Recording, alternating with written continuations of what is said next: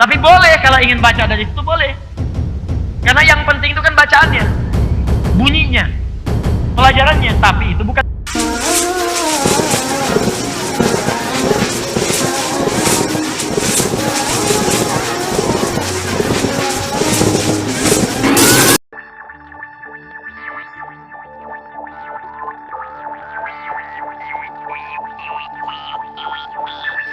Ada Al-Quran, ada Alkitab, ada Mushaf, itu beda.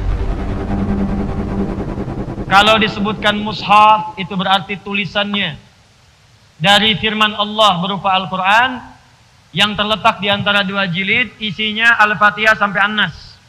Gak ada yang lain. Itu Mushaf namanya. Di Mushaf itu firman Allah yang dituliskan, tulisannya dari Al-Fatihah sampai An-Nas, tidak diselingi dengan apapun. Dari awal sampai akhir. Di jilid, di antara jilidnya Al-Fatihah sampai An-Nas, itu Mushaf. Kalau ada terjemahnya disebut Mushaf dan terjemah. Jadi terjemahannya bukan Mushaf. Kalau ada tafsirnya disebut tafsir. Jelas ya? Kalau cuman Arabnya saja tulisan dari Al-Qur'annya, itulah Mushaf. Awas, hati-hati. Kalau bercampur dengan yang lain bukan Mushaf. Di gadget nih, di handphone. Itu bukan Mushaf. Itu aplikasi namanya, jihaz. Jihaz. Tapi boleh kalau ingin baca dari situ boleh. Karena yang penting itu kan bacaannya, bunyinya, pelajarannya. Tapi itu bukan Mushaf. Dan hukumnya beda. Mushaf tidak boleh dibawa ke tempat-tempat sembarangan. Gak ada orang ke toilet bawa Mushaf. Awas, hati-hati. Mushaf disimpan di tempat yang bukan sembarangan. Simpan di tempat yang tinggi. Lakukan dengan baik. Bawanya, kata Imam An-Nawawi, kalau bisa pakai wudu. Gak berwudu, gak apa-apa. Pakai wudu lebih mulia. Tapi handphone tidak. Mau wudu, mau tidak, handphone. Kadang-kadang lupa, lempar. Simpan kan? Mushaf, baca tiap waktu. Handphone, gak ada baterai, gak bisa dicas. Kan? Baterainya hilang, casan gak ada. Gak muncul kemudian aplikasinya. Handphone ke toilet bisa dibawa.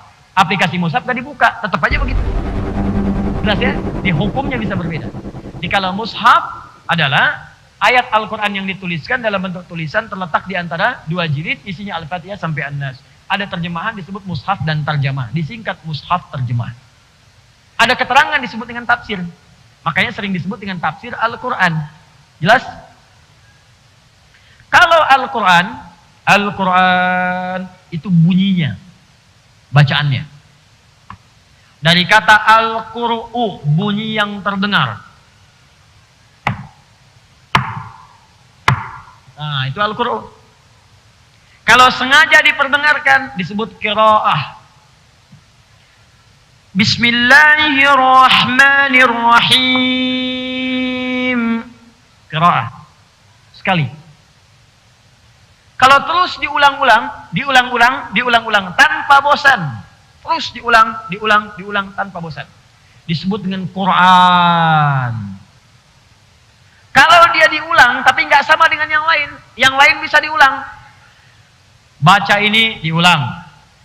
Ya, masuk mau upacara Senin, baca Pancasila diulang. Undang-undang dasar diulang. Atau misalnya yang hobi bacaan novel macam-macam diulang. Tapi nggak sama dengan Al-Quran. Karena Al-Quran itu walaupun diulang nggak pernah bosan. Nggak sama, spesial. Untuk menunjukkan sifat spesial, tambahkan alif lam di depannya. Alif lam. Menjadi Al-Quran. Firman Allah yang sifatnya khusus. Tidak sama dengan bacaan lain. Walaupun diulang-ulang tidak akan pernah ada yang bosan kemudian membacakannya.